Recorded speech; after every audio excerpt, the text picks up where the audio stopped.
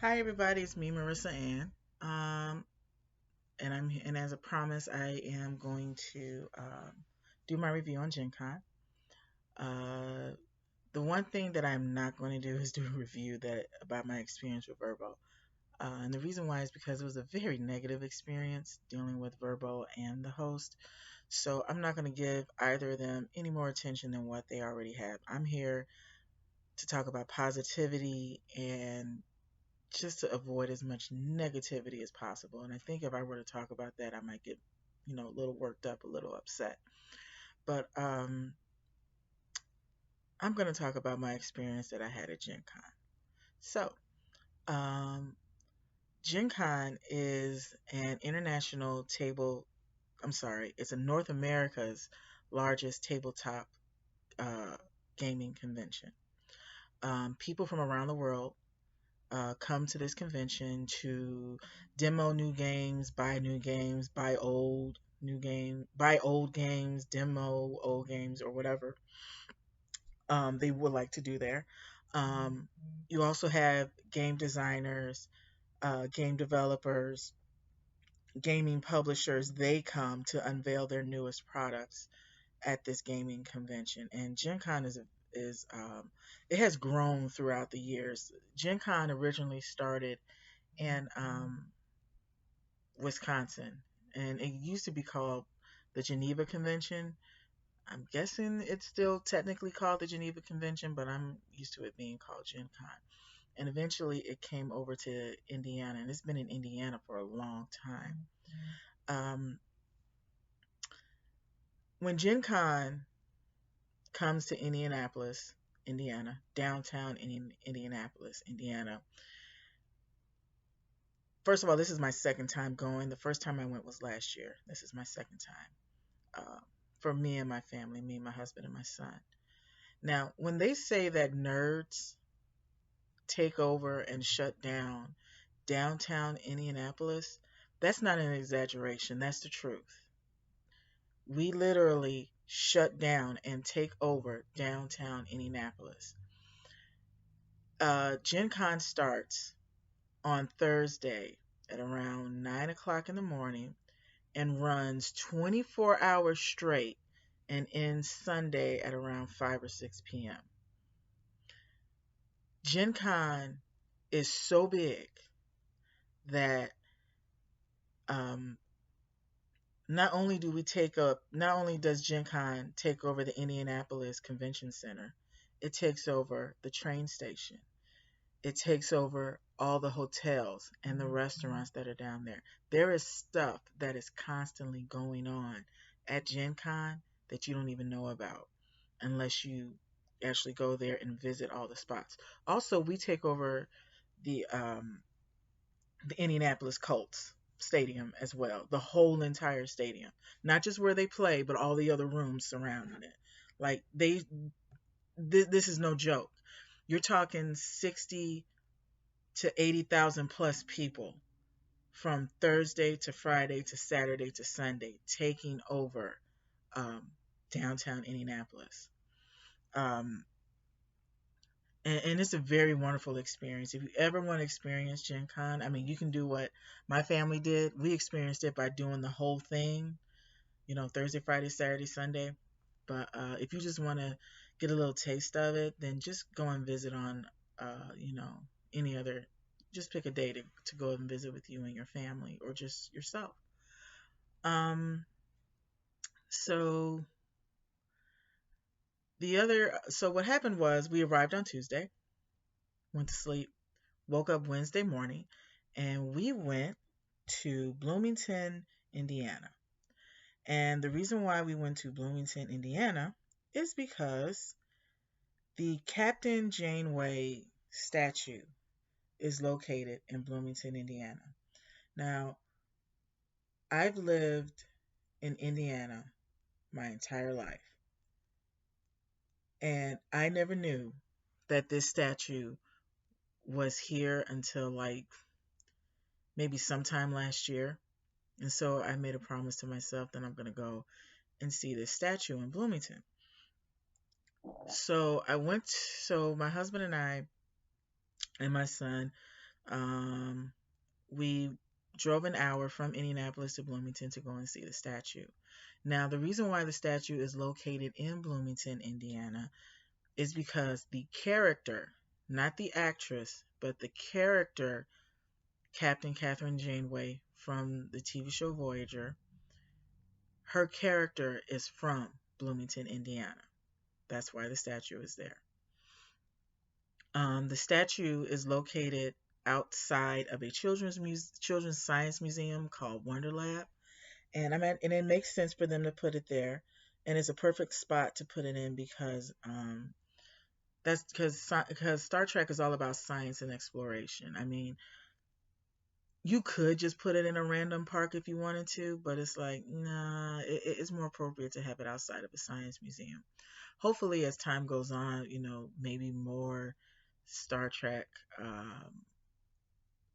characters, specifically the ones from Voyager, may get their own statues, but I don't know if that's going to happen or not. So if you visit the website, janewaycollective.com, that's the official site for the statue. It gives you all the information that you need to know. The statue was unveiled, I believe, in October of 2020. But because of the pandemic, Kate Mulgrew did not appear there physically, but she was there virtually. And other people who were involved in the creation of this statue were there virtually as well because they couldn't invite a whole bunch of people because, again, pandemic, COVID, and ain't nobody got time to get sick. So if you go onto the website, janewaycollective.com, you can find all the information you need on this statue. And they also have a YouTube video on the official unveiling with Kate Mulgrew appearing virtually. And also, if you watch the video, Robert Picardo, I believe, is also one of the other actors that congratulated her on this unveiling of this statue. He was also there. I think it was pre-recorded virtually. So, um, we went to go visit. So we went to the area where it's at and saw the statue, and I was very happy to see it. It looks just like her. Um, when you see the statue, the first thing you should look at is the bottom, the base of it, what's holding it up, and what's holding up the bottom or the base, the statue. The base itself is in the shape of the com badge that the Voyager crew um, always wore, and I'll show you what that looks like real quick. Hold on. Okay, I'm back. So here's the base. Here's what the Voyager com badge looks like. It looks like this. And that's what the base looked like. It looked just like that. I mean, this thing is really pretty. The one that I purchased is like, it's magnetic. This is the one that I use for my cosplay. So, you take it and you just, you know, slides on, slides off. It's by Quantum Mechanics. And if you purchase it, not only do you get this, but you also get a lapel pin too. I got mine off Amazon. I think I spent like 25 bucks on it, something like that. You can also purchase it from the Star Trek website as well, and I believe it's that same price. So, like I said, the base that the statue sits on is in the shape of the Voyager com badge. That's also the same com badge that they use on DS9 as well. The statue itself, it's a bust, a bronze bust of her with her arms folded.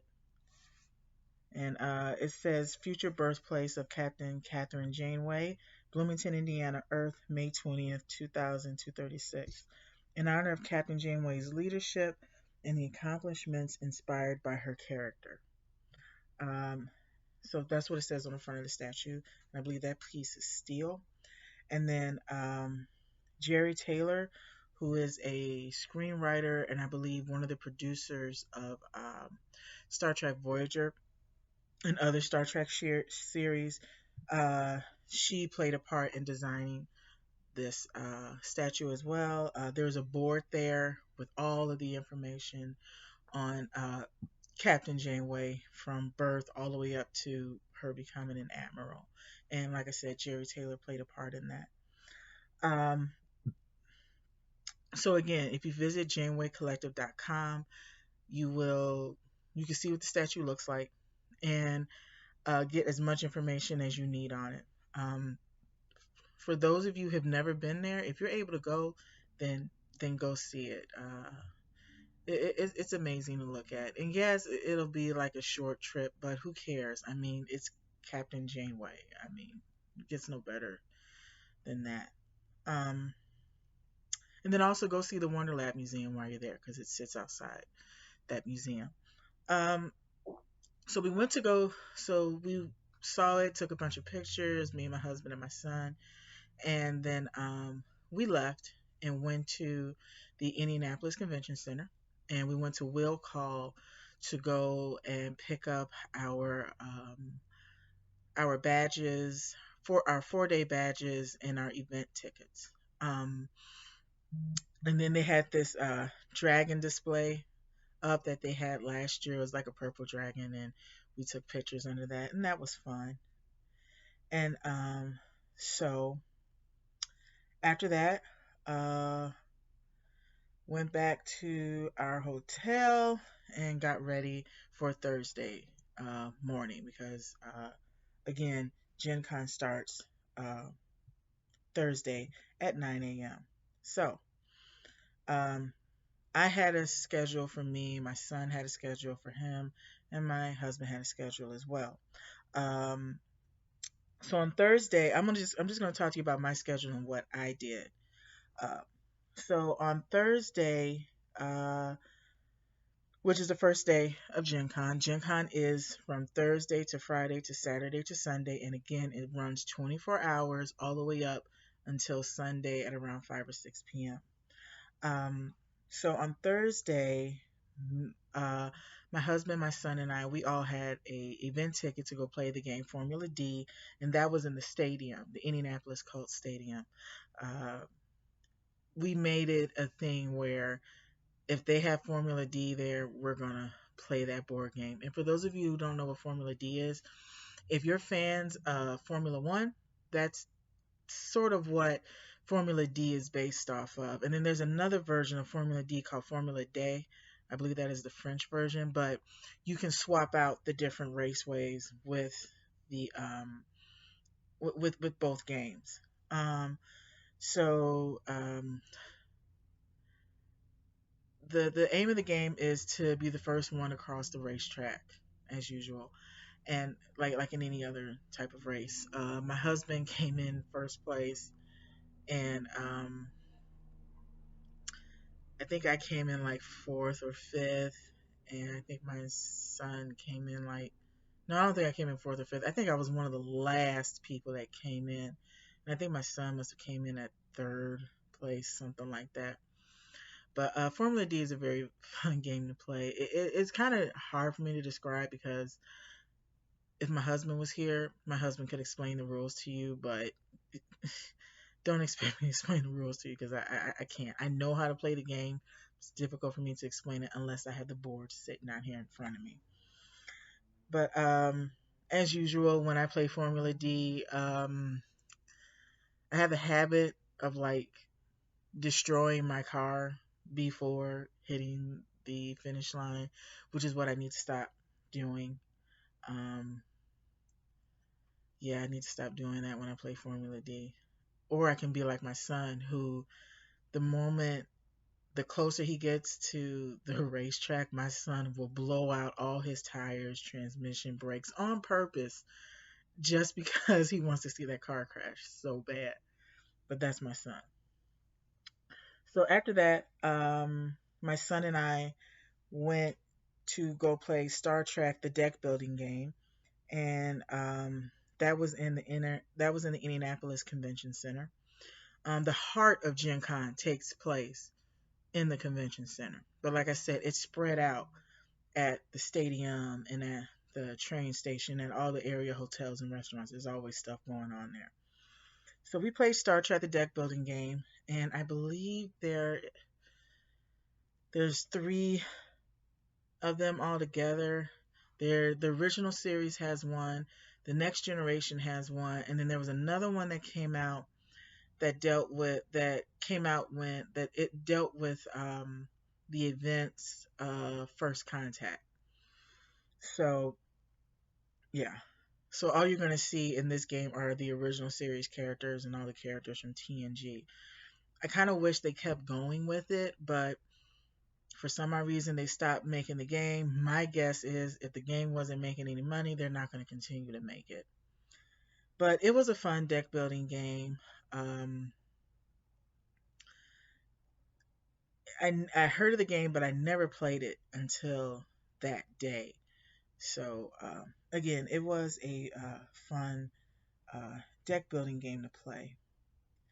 So and I took pictures of us playing the game, specifically just a picture of the board because I didn't want to get other people in that photo and, you know, post their faces up there without their permission. The next, so the next day, I had three events. I played Power Rangers, the deck building game with me and my son. And yeah, my son, he played the role of Jason, the Red Power Ranger. I played who did I play? I played Goldar. And this and we demoed the game before last year at Gen Con, and my son and I were both Rangers, and the people opposite us were the villains, and the villains won. But this time it was just me and my son playing against each other, and like, oh my goodness, that game was intense because it got to the point where my son and I had a bunch of cards, and we just stopped buying cards, and we just started attacking and battling each other like crazy. My son got all the way up to building uh, the Mega Dragon Zord. So that's the regular Dragon Zord with the Green Ranger's Dragon Zord on top of it. And in the beginning, my son was winning, but I was able to pull out some cards because I was the villains. I was Goldar, and I just started whipping him on that one, and I practically destroyed that uh, the Mega Dragon Zord at that point. Like I turned that thing into dust. So, and mind you, like I was grinning and I was laughing the whole entire time. So was my son. And but it was a good game to play. It was very fun, and then we got some promo cards to go with it too. So shout out to the guy that gave us those promo cards from Renegade. Thank you very much. We appreciate those promo cards.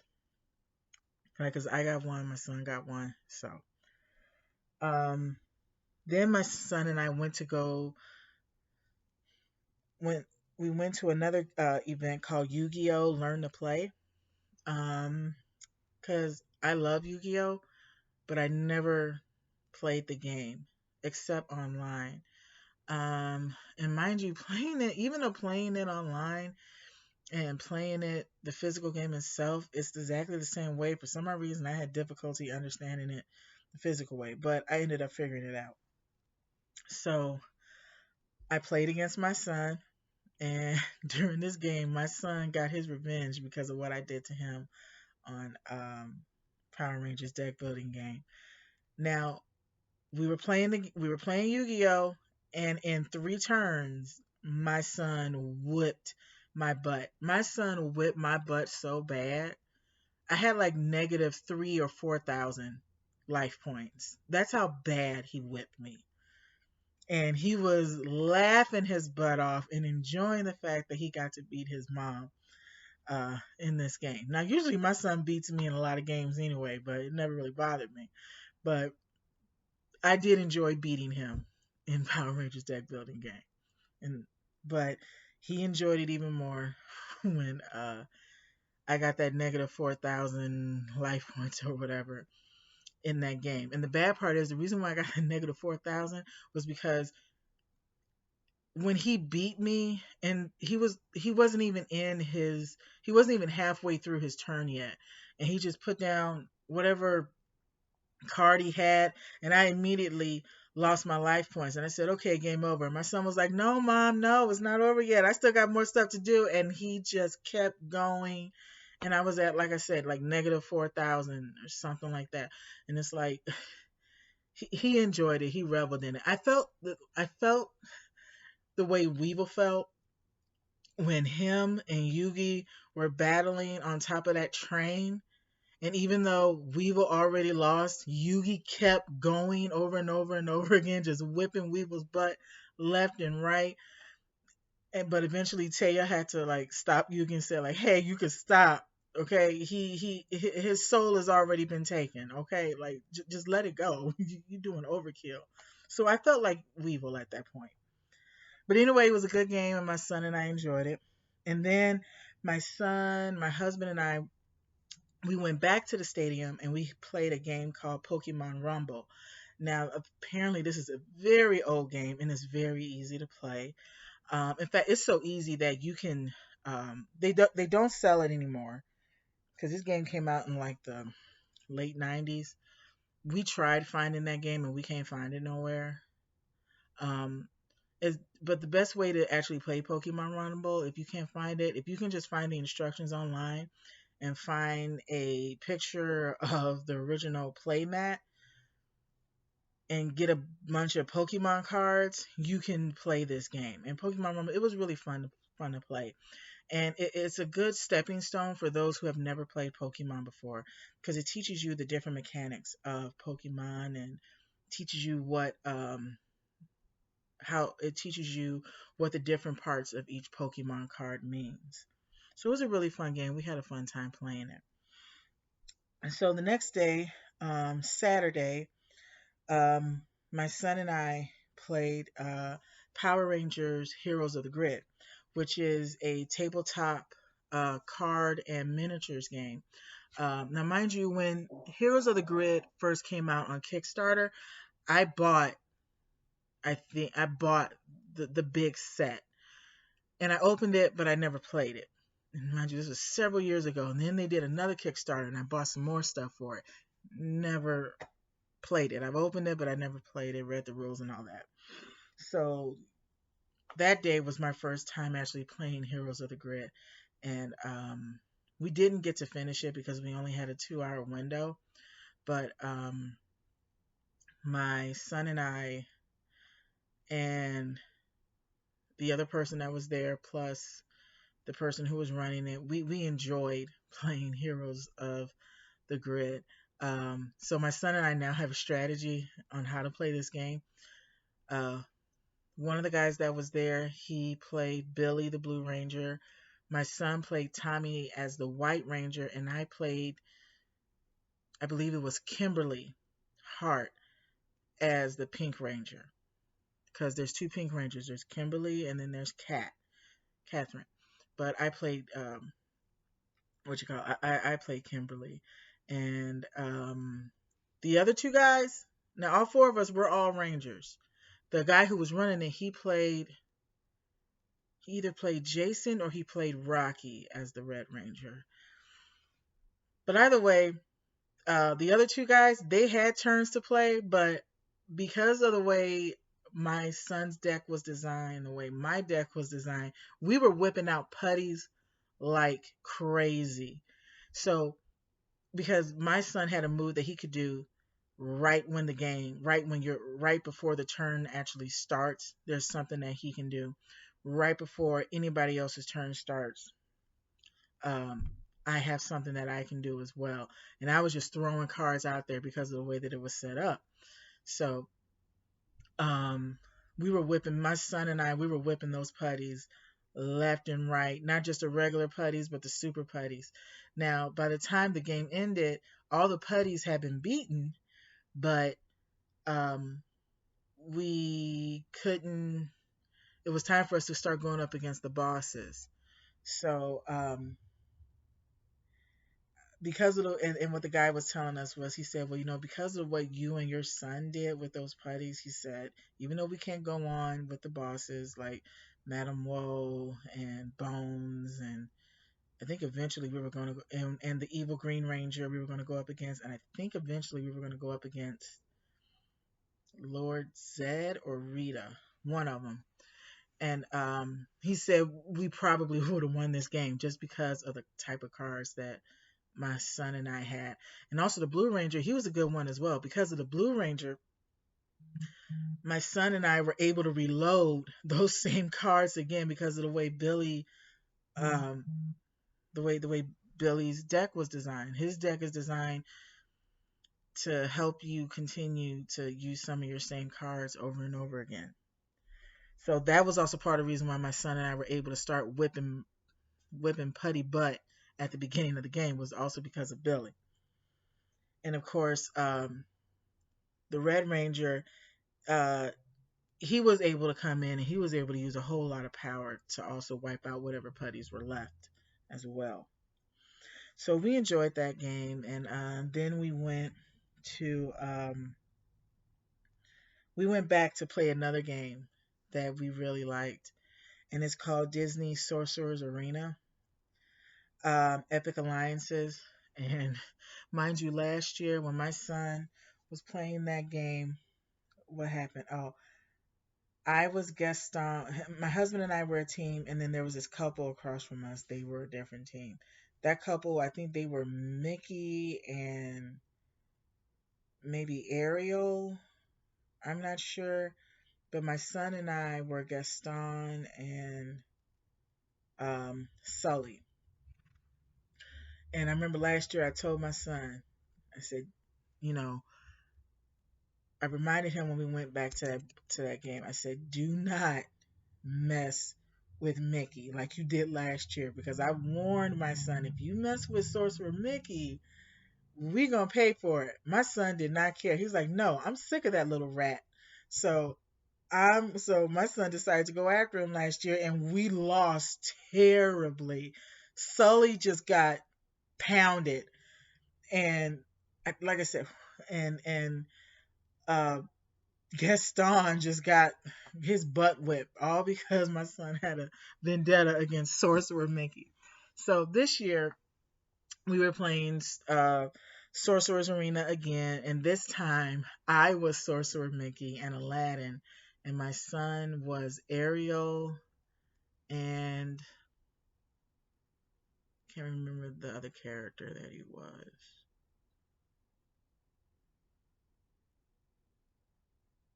Oh, Ariel and Gaston.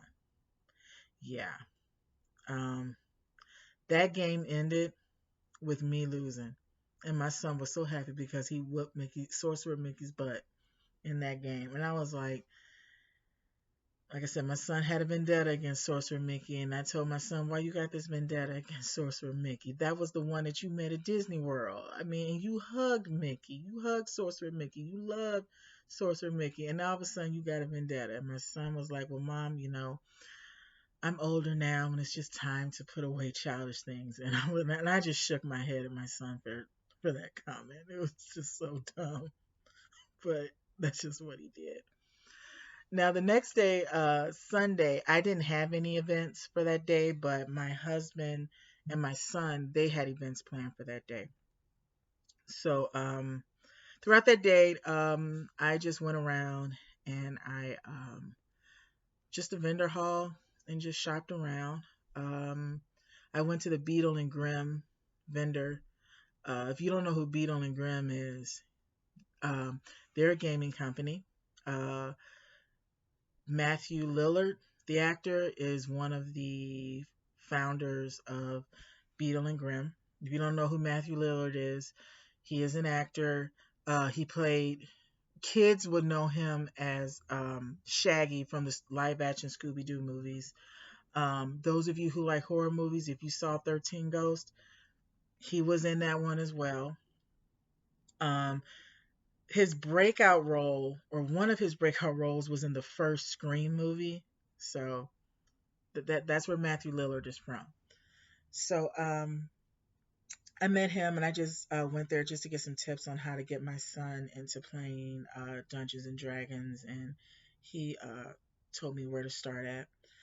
Um, and then after that, I went and I really wanted to get like an autograph or picture from him, but he wasn't doing that the entire time of the convention, only because he said that once he starts, you know, it doesn't stop because then the lines become long and then that interferes with the other vendors who are trying to make money that day, and that's understandable. I mean, you don't want to cause chaos at the at that place. So I respect him for his decision, and like, he doesn't have to do that. I mean, just talking to him is just that's amazing all in itself. But I ended up shopping around, and my son was begging for this one game called Sky Team, and it was $30 game. So now the vendor hall opens up at 10 a.m. So what I did was I stood in line. I've been sitting in line since 9 a.m. Now, mind you, when you stand in line for a very long time, whether it's an hour, hour and a half, your body, excuse me, tends to hurt. And because of how bad your body hurts, you don't want to really be just like sitting down and on the floor because that hurts your butt after a while. So what I did was for Gen Con, and I don't have it with me. So what I did for Gen Con, actually, I bought this, and I bought this last year. I bought this collapsible stool, and I got a lot of compliments on that stool. And all you do is it's like it's in the shape of a big circle, and then you twist it and turn, and it opens up to a stool, and you just sit on it. The stool has a weight capacity of like 400 pounds, and then once you're done, you collapse it back again, and you can carry it as if it's a purse, or you can just carry it in a bag, and it's very lightweight. So I got a lot of compliments on that one. Also, the day before on Saturday, the same cosplay that I wore at Shore Leave, I wore it at Gen Con as well. And I got a whole bunch of compliments on it. And people were contacting me saying like, hey, how do I get a costume like this? And I just gave them the information of my seamstress. Her name is Luciana. So she got some more orders to put in. She also has an order to put in for me. She just doesn't know it yet because in 2025 is when I'm going to Star Trek Las Vegas because I'm saving up all my money for that one. So I'm probably not going to be going to any conventions next year because I'm saving up my money for Star Trek Las Vegas because that's when they're going to be celebrating the 30th anniversary of Star Trek Voyager. And hopefully the strikes have ended long before this happens. But if it doesn't, then it doesn't. But I'm still going to go there and I'm going to celebrate the 30th anniversary the best way that I can. So my idea this time is to have the same type of cosplay that I had before, but instead of it being royal blue, it's going to be red. And I'm going to have one pair of pants and two patches, two jackets with two different patches. One of them is going to have something to do with the Delta Flyers, and the other one is going to have something to do with the ECH, which is the Emergency Command Hologram. If you don't know what the Emergency Command Hologram is, then you need to go and watch the episode Tinker Tenor Doctor Spy from Star Trek Voyager, and you will know what the Emergency Command Hologram is. It's a very good episode, very funny, and very sweet too. So go and watch that episode. Excuse me, you'll find out what the Emergency Command Hologram is. Yes, it has something to do with the Doctor because that's what that whole episode is about. It's about the Doctor, him and daydreaming. So yeah.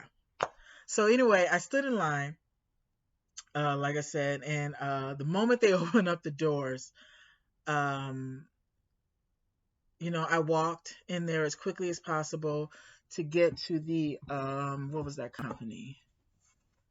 Company's name is um I don't remember the name of the company, but it started with an H. But I went in line, but it's okay. The actual company it's by is called Scorpion Mask, but that wasn't the company that was selling it. There was another publishing company that was selling it on their behalf. So it was a $30 game, and like I said, went and purchased that for my son, and that line moved very quickly. And then as I was standing in line trying to get Sky Team, I saw this other game called Acropolis, and it looked very interesting. So I went and purchased Sky Team first.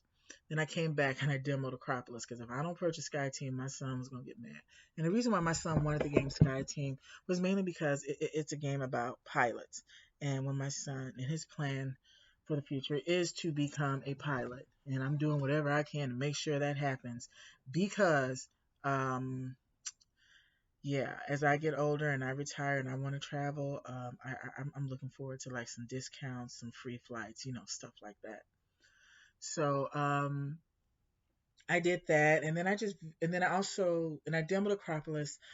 I don't know what type of game you would call it, but it has a bunch of tiles, and you're trying to build your own city in a, or your own area in Acropolis.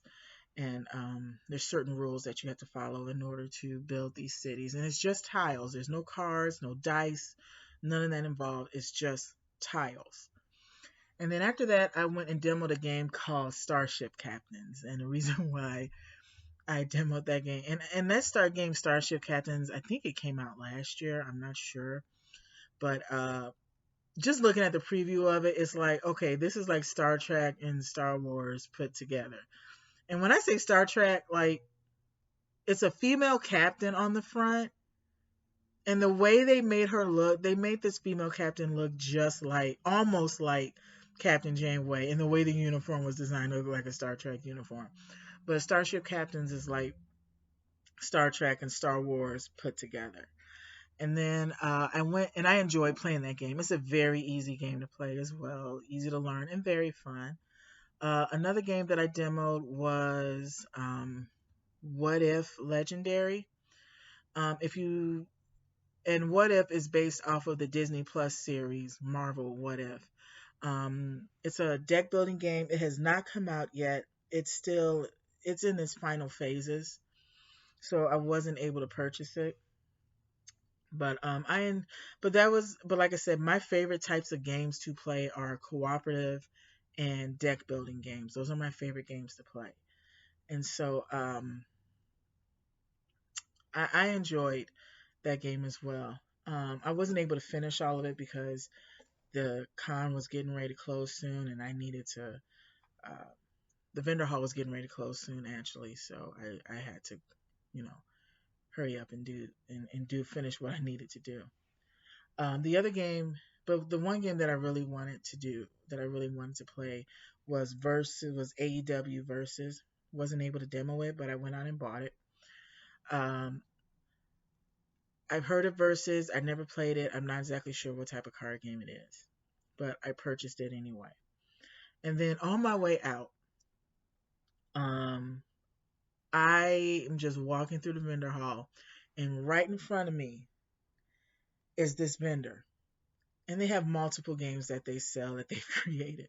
But the main game, which was in big bold print, huge sign, the name of the game was called Booty Call.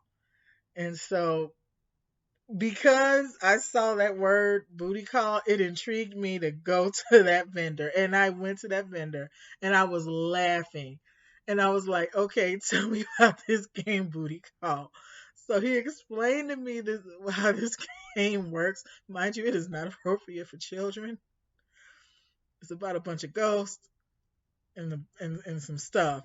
But the guy couldn't even keep a straight face trying to explain this game for me because the concept was so, it wasn't stupid.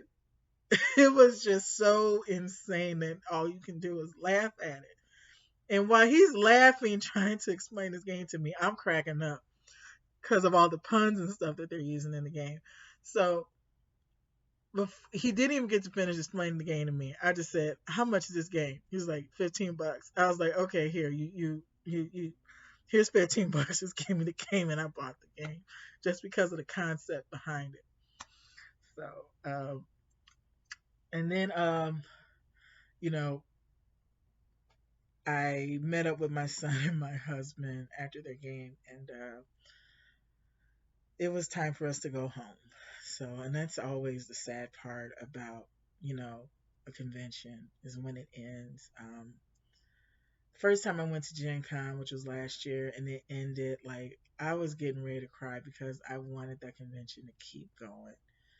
But it didn't, because, you know, it has to end and it has to move on. You know, other publishers, they're going to other conventions to show off their games. So, and I remember when Surely, my last day, Sunday, was the day that I just sat down, took everything in, and I was getting ready to cry because it's like, I really enjoyed this convention. It's like, I don't want it to end, you know.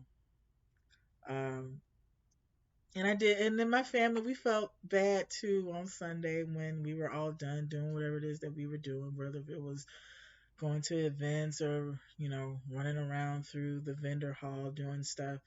It felt bad because, you know, you want it to continue, but, you know, it can't.